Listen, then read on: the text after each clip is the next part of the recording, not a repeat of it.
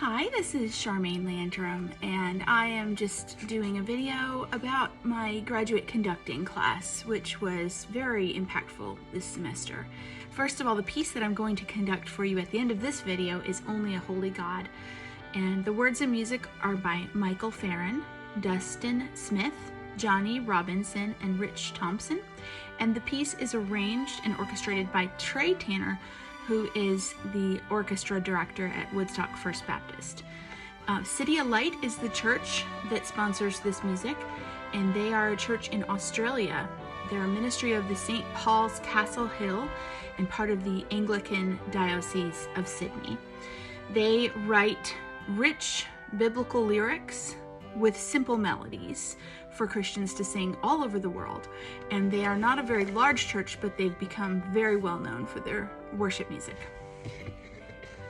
So just to talk a little bit about my semester in graduate conducting, it was a wonderful semester refreshing my memory on some things and then learning some things completely from scratch. And I want to just highlight a few of those. I'm going to call them the gems that I learned this semester.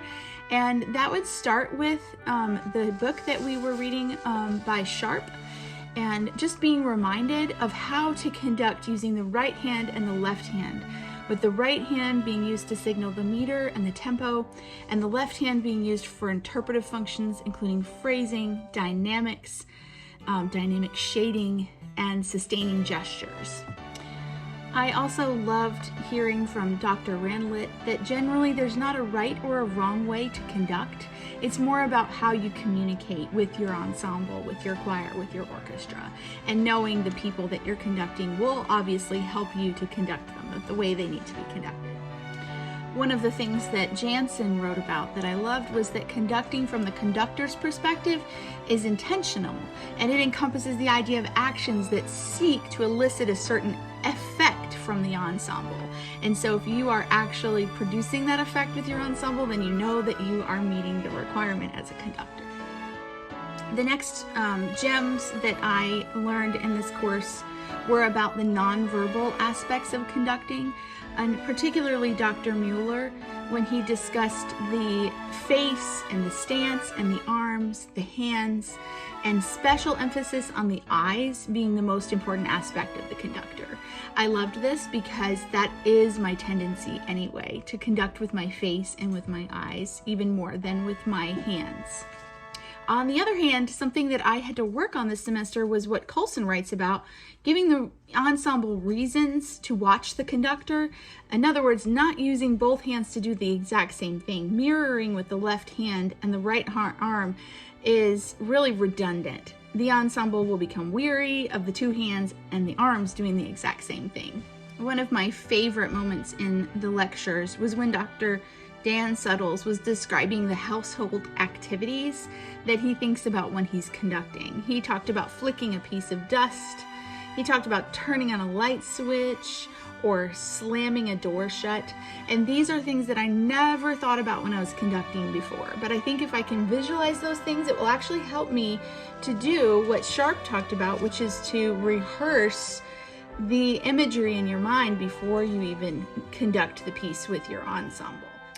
Sharp wrote, "Research has demonstrated that imagining something in detail can fire the same brain cells that are involved in the actual performance of the activity. According to recent neurological studies, during mental rehearsal, the brain circulatory moves through its sequences of events, building connections and relationships as if actually experiencing the real events." And I loved reading about that. It really helped me to think about my rehearsals in a different light. The next section of gems for me was really about the worship leading itself. I was reminded of Bob Coughlin, who is one of my favorite worship leaders. And he was urging us that we're always putting God on display when we're in front of the congregation. And so we need to help the choir and the orchestra to also put God on display every single week. Hoffman shared a mission statement from a church that he knows that really resonated with me as far as worship was concerned. The mission is to be spiritually empowered, relationally engaged, musically excellent, all for the glory of God. And he also just pointed out that singing is not necessarily the same thing as worship. And so we need to strive to help our ensembles to lead worship, not just sing as a performance. Dave Williamson in God Singers talks about how the choir is without question God's idea. And so the choir exists for what purpose? And that purpose is to be worship leaders. And then some of the mechanical things that stood out to me in this semester were going back over the NPR TV from God Singers, which I studied last semester as well, but just reminding myself that the nuance, the pronunciation, the rhythmic groove, the tone quality, and the vibrato can completely change what kind of choir you're directing. And he actually writes how you manipulate these 5 elements determines how you sing a given piece of music or make it fit to a given style. In my opinion, the worship choir is a beautiful blend of that rock choir and that gospel choir. You're able to take elements from these nuances and these pronunciations, elements from both styles, and blend them together into a service that hopefully will meet the needs of more people. Worship conductors are fighting against the cultural changes in the church, and to ensure that the choir and the orchestra are not disbanded or irrelevant, we should feel free to make modifications to fit the congregation, blending the service of hymns and contemporary songs, for example. But we still need to keep those elements in mind that help the people to sing. For example, keep the key a little bit lower, be less wordy, make sure to pick songs that have singable melodies. This is all going to help to assist the congregation to continue to worship, along with a wonderful worship choir. I really enjoyed reading Sharp's books about the specifics of conducting, and one of the sections that stood out to me was the section on rhythm. Maybe because as a vocalist, I'm not prone to rhythm the way an instrumentalist is. When I sight sing, I think about the consonants, and I think about the vowels, and I think about where the note's going, because my instrument is my voice, and the rhythm usually comes last, and I have to fill that in and make sure that it's perfect later. Well, Sharp reminds us that 50% of poor intonation is actually from poor rhythm. So that was a good reminder for me to make sure that the choirs that I'm directing keep the rhythm straight so that they can all sing the vowel sounds at the same time. Another encouraging section for me was when Dr. Settles talked about the difference between the orchestra and the choir director, and how the orchestra director may have to be perfect in his conducting with his right hand, and maybe the choir director is pointing out notes on an invisible scale, or maybe the choir director is thinking more about cutting people off at exactly the right moment, or helping them to remember to take a breath together. And that was encouraging to me, because that's what I do as my default anyway. I have to remember to keep my right hand moving. I'm always thinking about where the note goes and whether the choir is going with me. And I typically will pull up my fingers into a 1, 2, and 3 position to remind the choir, this is unison, this is 2-part harmony, this is all parts, or 3 parts, or all parts. And that's something that has worked very well for me in the past. And so it was good to hear Dr. Settles say that that's actually acceptable in a conducting situation. One of the last gems that I want to talk about is the click track, which Dr. Settles brought up, and I'm so glad he did, because I come from a church we've used click tracks for the last I've used click tracks for the last 15 years.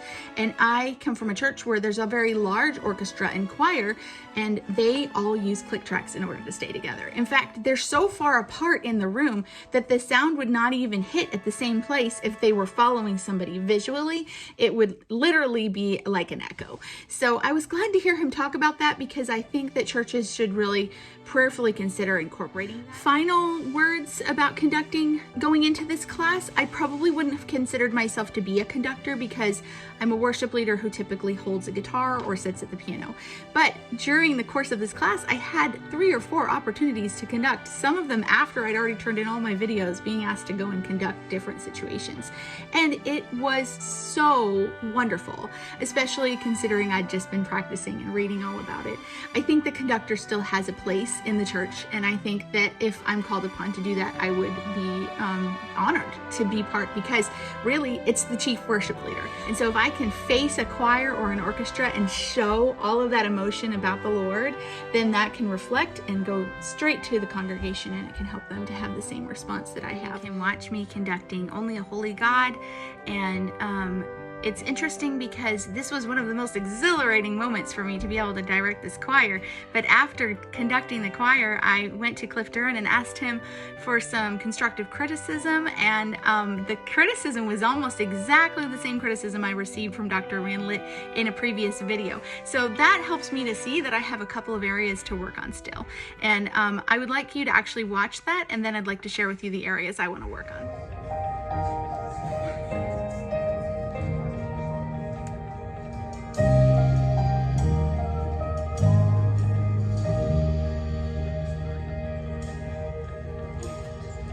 Who else commands all the host of heaven? Who else can make every king bow down? Who else can whisper and darkness trembles? Only a holy God. What other beauty demands such praises? What other splendor outshines the sun? What other majesty rules with justice? Only a holy God. Come and behold him, the one and the only. Cry out, sing holy, forever a holy God. Come and worship the holy God.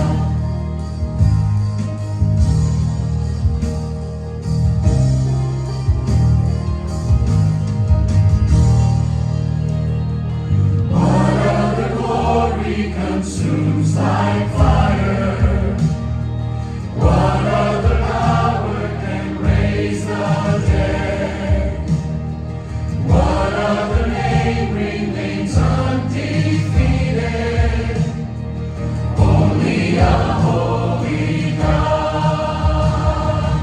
Come and behold him, the one and the only. Cry out, sing holy, forever a holy God. Come and worship the holy, come and worship the holy God.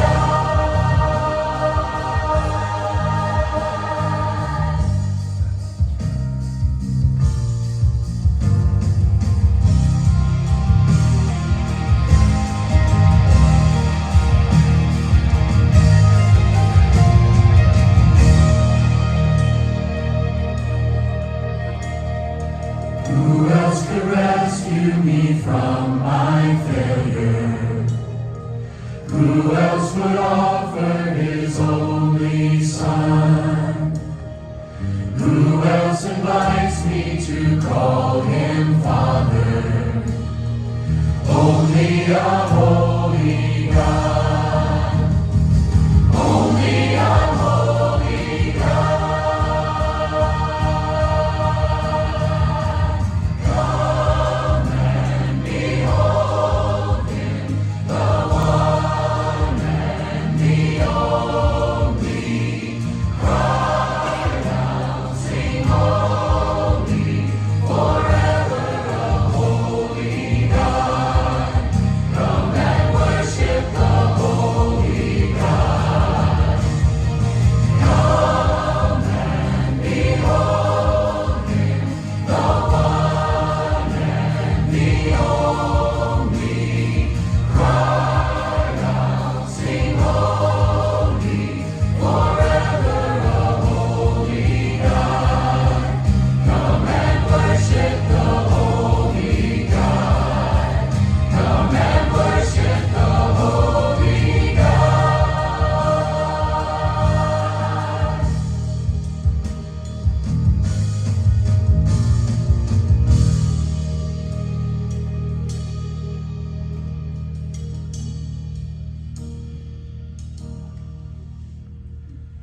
Who else could rescue me from my failure?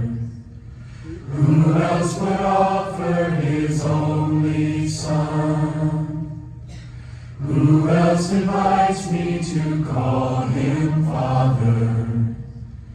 Only a holy God.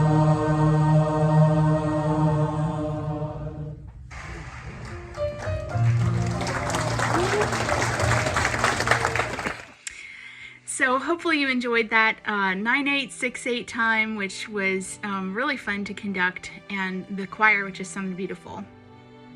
The areas that I'd like to work on in my own conducting are, one, I'd like to be able to have the song completely memorized so that I can look at the people the whole time, make eye contact with the different sections. And actually in this case I knew most of the song already, but I only received the sheet music the day before, so I didn't have a chance to memorize where there was unison, where there were parts, so I did keep my eyes glued to the music, mostly just so that it would be accurate. And then the second thing I'd like to work on more in my own conducting is to make my cutoffs a little bit easier to see. In my mind, I was cutting things off precisely at just the right moment. But when I went back and watched it, my cutoffs were kind of like throwing them away instead of like a specific like stop. And I actually was able to watch a conductor yesterday at the Braves game, and I was way far away, and she was conducting a group of elementary students singing the Star Spangled Banner. And I was so impressed with how far away I was, and yet I was still able to see her cutoffs perfectly. And so that again just reiterated in my mind, I need to work on making my cutoffs very specific so that no matter where I am, and even in a stadium that size, people would be able to see my cutoffs. So thank you so much for this class. It's been very enlightening, and I've truly enjoyed every aspect of it.